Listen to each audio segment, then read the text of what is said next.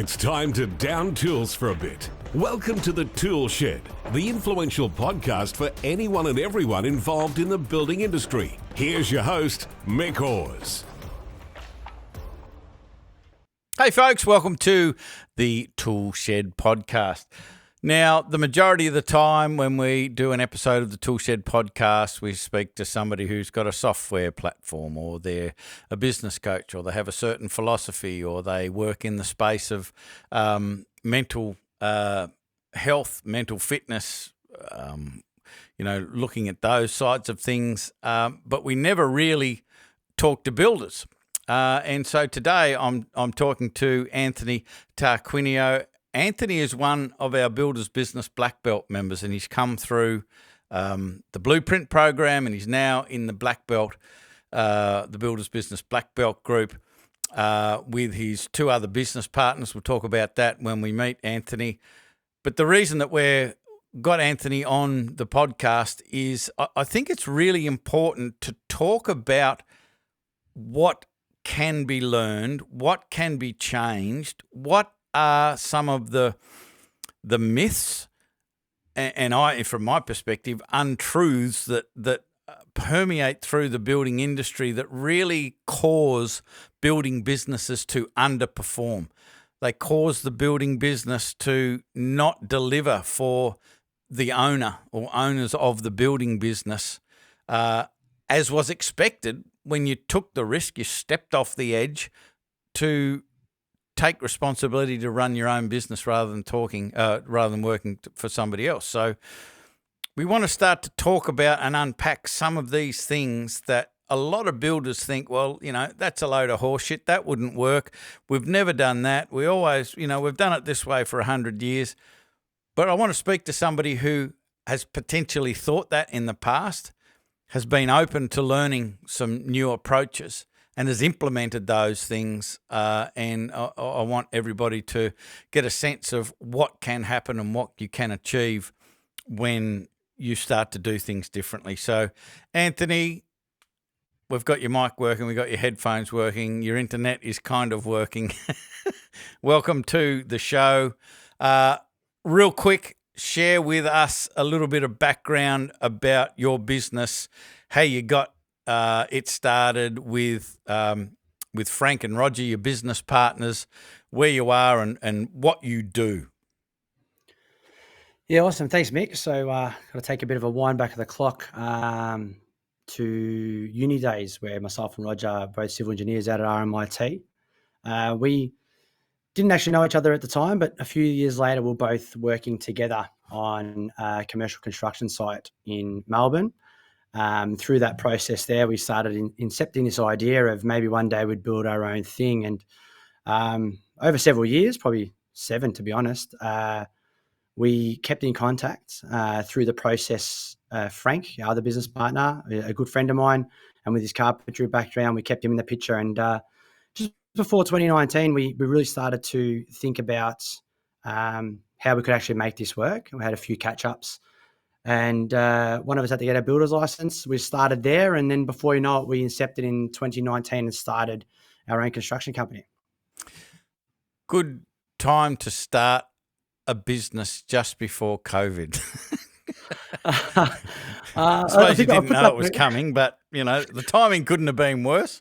How did you handle that? Because I don't believe you were in our community over the sort of COVID lockdown. I think that we came across you guys sometime after that. How did you handle the COVID situation, particularly in Melbourne?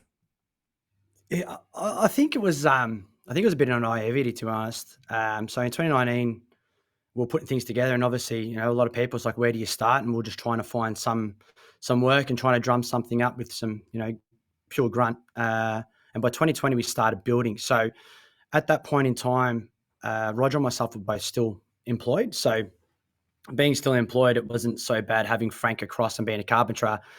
We utilised him on the tools for a couple of our projects. And over the next sort of 12 months, Roger and myself went full-time into the business, right in the height of COVID. And again, I think it was just naivety where we just thought it was normal. And until you start to come out of it over the past 12 months, we realized that it really wasn't.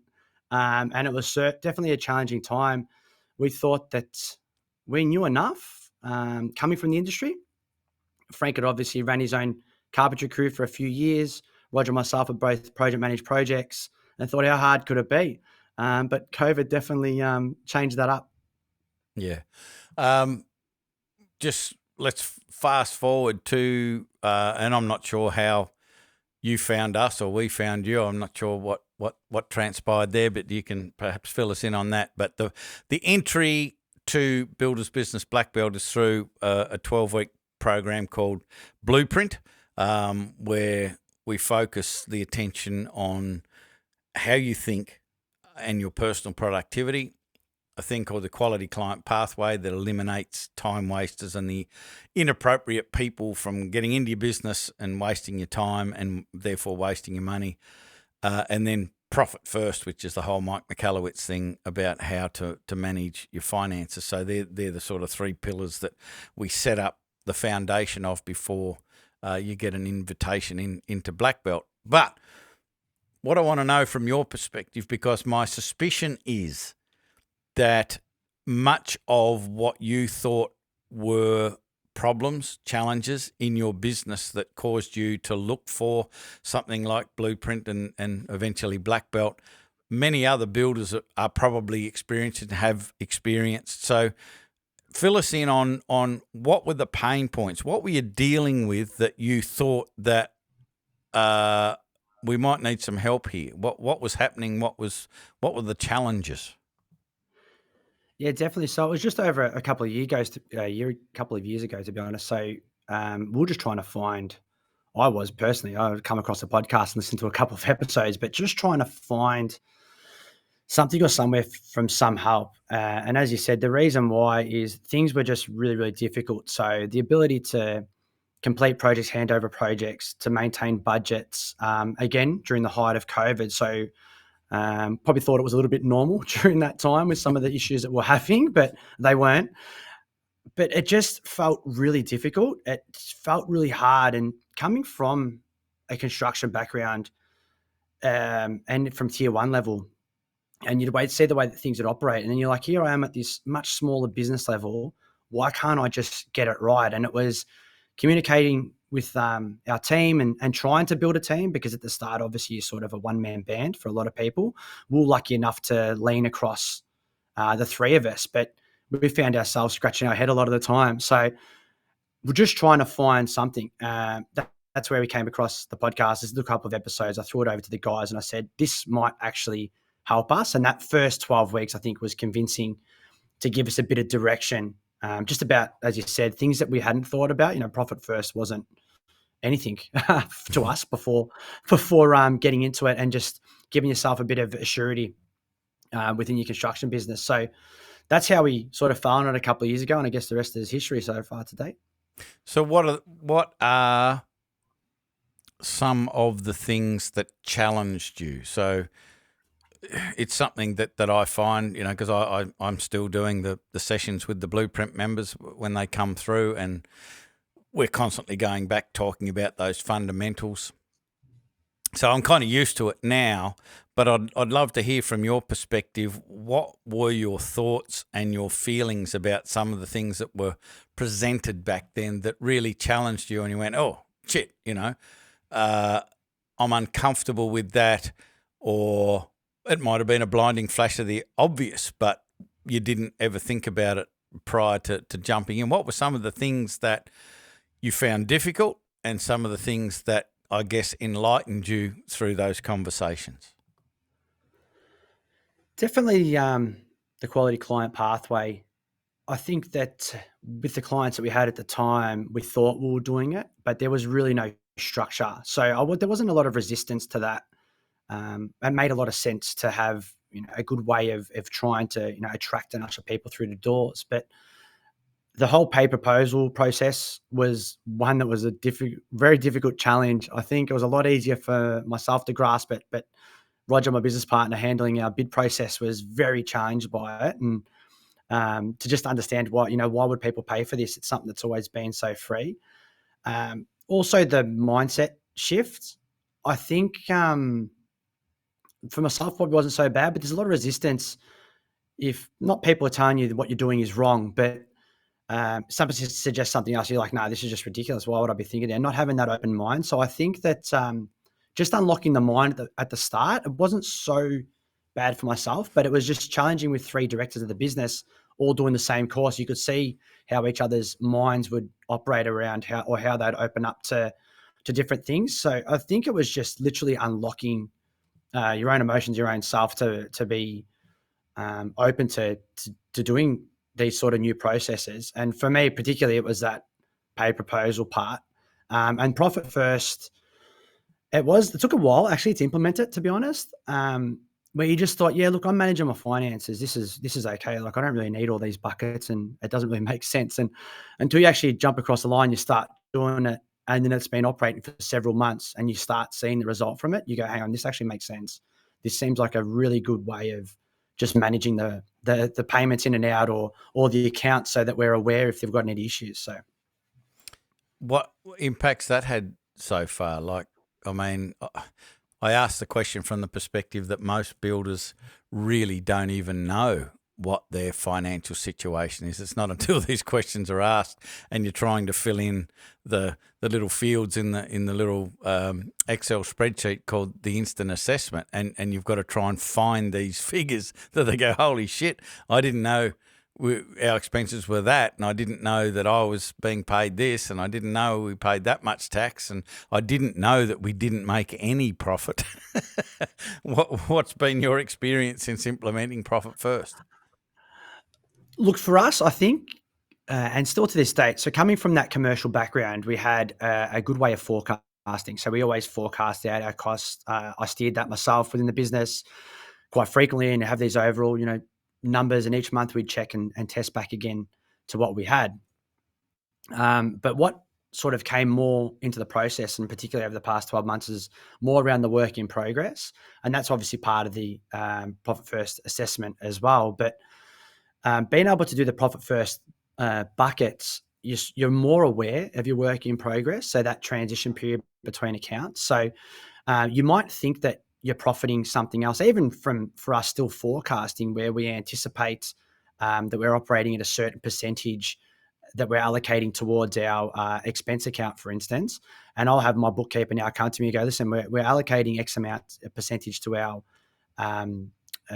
expense account at the moment, but it just doesn't seem to be enough. And it allows you to dive back in to what you're actually doing in the moment and go, hang on a minute, have I actually got my numbers right? Because it's sort of instant raw data when the money's been transferred across the accounts. Yeah. Yeah. And like just being aware, being asked questions and really being on top of your numbers. Just it's kind of like the dashboard on your car, if you blacked it out, you probably run out of fuel or get booked for speeding or cook the engine because you didn't know it was overheating. You've got to have those gauges, and it's got to be as close to real time as possible. I know that through personal experience that you have been somewhat frustrated learning to communicate with the team. And we need to talk about that because it doesn't matter how good one person is in the business. You can't build, particularly a construction or a building business, you can't build a business with one person. And so you have to build a team. You have to be able to understand team dynamics, and you have to understand you can't treat everybody the same way. And different people operate in different manners. So what are some of the things that have, I suppose, you've become aware of that were very challenging in relation to running a team, managing a team? Oh, that's right, Mick. You know me very well, don't you? So, frustration in my personality is something that happens pretty instantly. Probably even 2 years ago, the fuse was a lot shorter, and learning how to deal with it. And by far, probably the hardest part of the business is being able to manage a team, particularly as it grows and the pace that it grows at. For us now, there's 10 of us in total, so there's another 7 members as well as 2 directors to manage. Coming into before the whole process a couple of years ago, I was a lot more, I suppose, just regimented in my ways from growing up in that tier one construction space and the way that everybody sort of talks to each other and the expectations in that sort of industry, and just thought that it was normal. So being able to change and be aware. And I think the hardest thing for myself was to actually catch myself in the moment and do the old Japanese pause. Yeah, stop for that 3 seconds and try to look back in rather than, sort of bark before, just bark it out and it comes out. So it's definitely challenging and took a lot of time and still taking time. Like we grow every day, we change every day. It was just this morning having some convos, trying to work out the best way to find the best in particular team members, but been a lot more open and aware to understand individuals' needs and wants and learn. I think obviously recently we've just got into the 6 types of working genius and we've had our team go through all that now, and it's been great to be able to discuss it with them and understand how people tick. That's sort of something that in a past life, it was never really done for myself. There was expectation of performance based on doing what you do in your role. But there wasn't discussions around, I thought if you have, are you okay day? And that's all you get. You get like one day a year where it becomes a process that you've just got to work with people, but it's a process, it's a work in progress, an everyday thing, and understanding how people tick and diving into it and being able to get people to trust you, to share their emotions has probably been one of the things that I've actually enjoyed over this past 12 months. I like to lead people, but particularly getting to the point where members of the team are, they become a part of our family within our business. And they're very open to send you a text message late at night and be like, hey, I'm just not feeling right. Can we chat about it tomorrow? It's an amazing outcome when you start to break down walls that, before you might not have been aware of. Yeah. Yeah. Super powerful. You mentioned the 6 types of working genius, which is a book, Patrick Lencioni, if anyone wants to listen to it or read it. But I'm just interested in your experience and any insights or ideas that you've gotten from learning from that, because I think part of the issue where leadership falls down is we're under the false assumption that everybody thinks like I think. Everybody prioritizes things the same way as I do. Everybody is motivated by the same things that I'm motivated by, and nothing is further from the truth. The other part of that we've learnt through the 6 types of working genius is that we're really good at some things and it gives us energy. We're good at some things and it strips us of energy. And we're awful at some things and it strips us of energy. And we need to surround ourselves with people that have these skills in the areas that we don't. And so what are the challenges that you've come up against with developing the patience and the understanding that everybody isn't going to operate like you? And not only is that not a bad thing, it's a really, really good thing that people don't operate like you. What are your insights? I just think it's really funny, actually, to be honest, because obviously the directors, we all done it ourselves as well. And then realized that, myself, one of my frustrations has been tenacity and seeing things through. And then one of my business partners, Frank, he's also got it as a frustration, yet I get frustrated with him when he doesn't see things through. So, which really doesn't make too much sense now, does it? But I think just by doing it and getting the awareness, Yes. particularly with across the team. So we've got a project team with several different divisions within our business. We've got estimating team, we've got an admin team, design team. With the project team, just seeing what they've come back with and how it makes sense with, one of the guys got great tenacity and, he's really good at seeing things through. But I know now firsthand, one thing that he hates doing is inventing things, which I'm great at. So when I discuss things with him, I'd get sort of frustrated because he's going, hey, what do you want me to do? I'll get it done. Just what is it you want? And I'm like, just work it out. But, inventing wasn't his thing so he's just basically saying to me, and now I'm a little bit more aware of it. When discussions are happening, let's say for that particular team member, I'm like, listen, I'm going to help you come up with a bit of a procedure here. This is the way that I think it should work. So have a little bit of a run with it and let me know how you go. And I know that he'll take it and work through it and come back with a bit of a result. But I was frustrating him by just sending him into the deep end and going, I don't know, you come up with a plan. But now just being more aware of that, it's sort of, we take it with a grain of salt, but it's definitely showing traits within the team members. And I think it's also important for yourself to be aware of how your other team members are operating, not just your own self. Hey, I'm Mick Hawes from Builders Business Blackbelt, and I hope you're enjoying this episode of the Toolshed podcast. I've got something super exciting I want to share with you. We've got a place that's got a whole bunch more free resources to help you with your building business. In fact, there's a whole other podcast that gives you specific training that will help you get more free time, more profit, and more enjoyment from your building business. And it's called, funnily enough, the Toolshed. It's free to join, and it's full of other success-focused builders. And I invite you to join us in the Toolshed, where you can ask me questions and get guidance and support from other successful builders. Just click the link in the description to join, and I'll see you in there. I hope you enjoy the rest of this podcast. Yeah, I mean awareness. Awareness of your numbers, awareness of your strengths, awareness of your weaknesses and your team members' strengths and weaknesses. Awareness is a marvelous thing.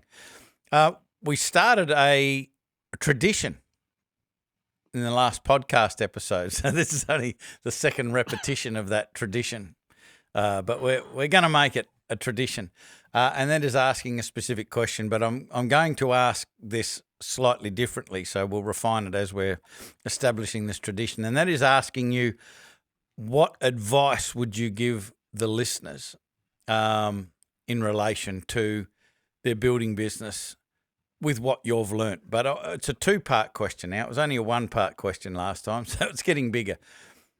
What would you suggest from your experience builders listening to this stop doing or don't do? And what advice would you give them, which is the opposite of that they're not doing that they should do? Stop thinking that you're always right. Yeah.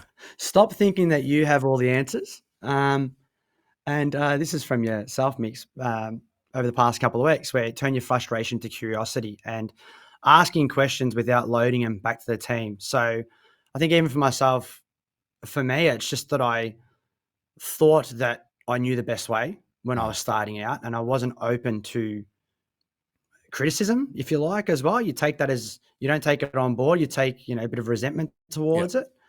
That'd be the one thing. Just be open to change, because, people have been building for millions of years. We're not reinventing the wheel here, but there's ways that we can make it a whole lot easier for ourselves, moving forward and keep the industry moving in the same direction if we just open up to each other. Yeah.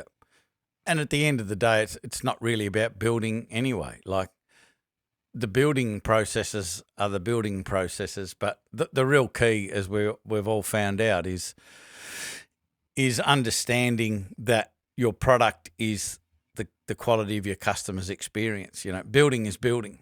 Do a good job, do a great job, but that doesn't necessarily mean you'll have a great business. If you do a great job and you're a great builder, that doesn't necessarily mean you'll have a great business.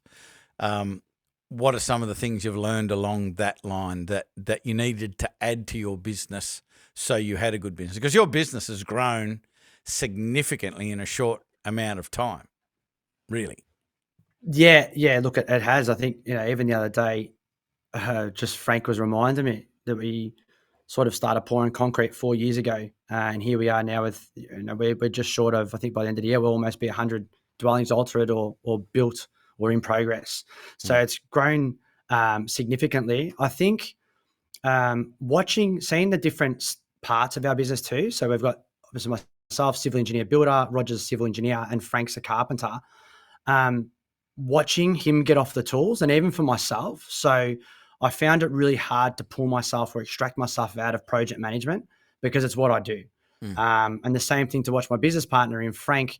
I can't get off the tools. I want to get off the tools, but I can't get off the tools. And then realizing that pulling those levers were a lot smaller than the big levers that you need to pull in the business. So being able to extract yourself to where you need to go and to pull the big levers is so important. And it was only a couple of weeks ago where I said to Frank, I said, you know what, I'll just jump back on this job and I'll get it done. And he goes, no, stop. Don't even think like that. You do what you do in the business in the position that you are now, because I've extracted myself out. And like you said, Mick, we're not just building anymore. Like, it's a business, and it's a big transition for a lot of people. Whether you're coming up from the tools, or whether you're like myself, like an engineer, or come from a construction management background, and you start this business. At the start, you're just here you want to build, and you're like, I want to build structures, and I want things for everybody to see, and I want to have landmarks. And then all of a sudden it becomes a business. And that's where the difficulties start, because you've got to come up with so many different angles and understand so many areas of your business. So being able to extract yourself, it's very hard at the start to see that, but you just have to be open and aware of it. Yeah. I want to ask you a question about your experience in Blueprint Black Belt and being in the Black Belt community. And I don't know whether I'm even going to be able to do it, but I want to ask the question without it seeming like a plug for Blueprint and Black Belt and all of that sort of stuff. We are coaches specifically for residential builders. There are other businesses around that do similar things. So, obviously, in my biased opinion, we're the best. What else am I going to say? But like, my passion, my commitment is to positively and profoundly impact the building industry, particularly the residential building industry. And so I just want to get these messages across to more people. And so what is your experience? What is the value? Why are you still here? Why are you in Black Belt? Why do you continue in with Black Belt? And what is the value of being in a community like the community that Black Belt has? So you're in with all of these other builders that all have their own problems. Everyone's got all sorts of different problems, but it's a community of people doing a similar thing. What's been your experience? What would you like to tell people listening about that, particularly if they've been thinking about it or if they haven't been thinking about it? Yeah, it's funny you say that. For me, the thing that keeps resonating back is mindset, and the difference, like you said, without sounding like a plug, but it doesn't need to be. The past couple of years, and the reason why we're still here is the ability to change your mindset and work towards solutions for the problems that we have within the business. Without comparing it to other people too, I don't know other courses, but I know that there's a lot of, this is the way that you build things and this is how you do it, and you're going to get a result. Where with our community, we're sharing and we're learning together. So the great part about the community is, it'd be every other day. Just before this, I literally had Robbie and Dean from Evo Built come past the office, part of the guys from the community come past the Eve Group office, and looking at sharing one of their resources because they need a bit of a hand with sort of taking them for a couple of days a week. And it's like, yeah, look, let's help each other out. And I think if you talked about sharing an office person between a couple of businesses, a lot of people would be like, I don't want people to see the secrets of how my business runs. And, geez, they're going to know all my ins and outs. And with the community that we've got, it's, we're very open and honest with each other because we're genuinely trying to make it better for ourselves. Like, our goal is to have, like you said, a very positive impact on our own lives, through building. And how can we help each other?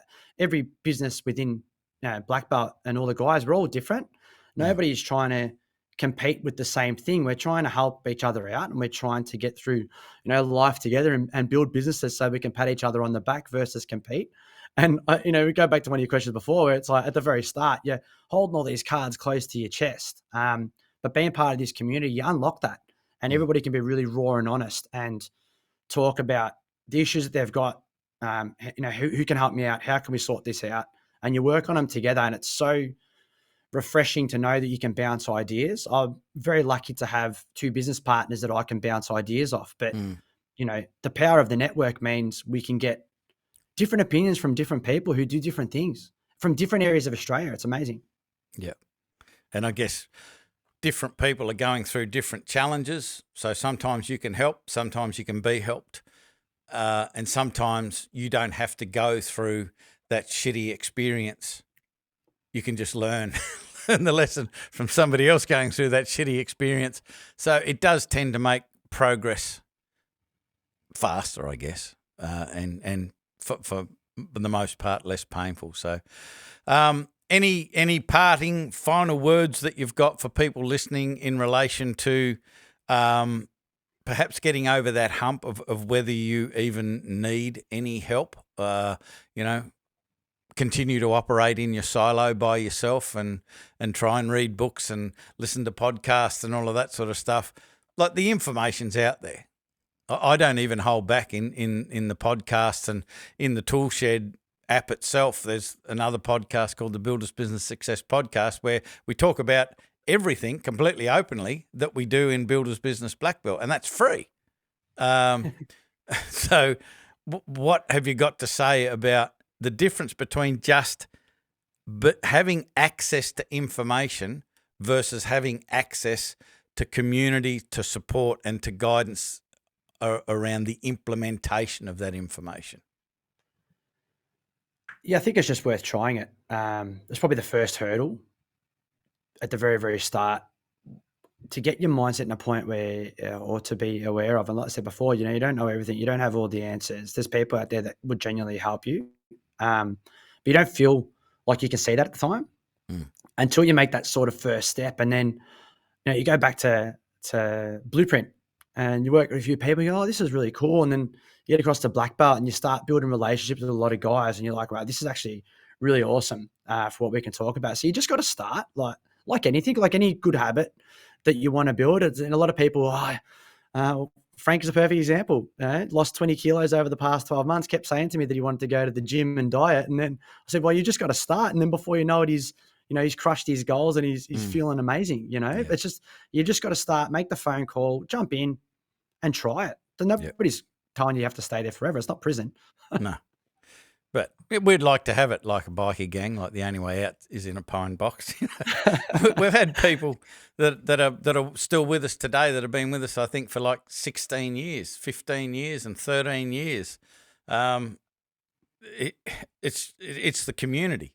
They might turn up for the information, the content, but they stay for the community. And that's the thing that I get the most enjoyment out of is this.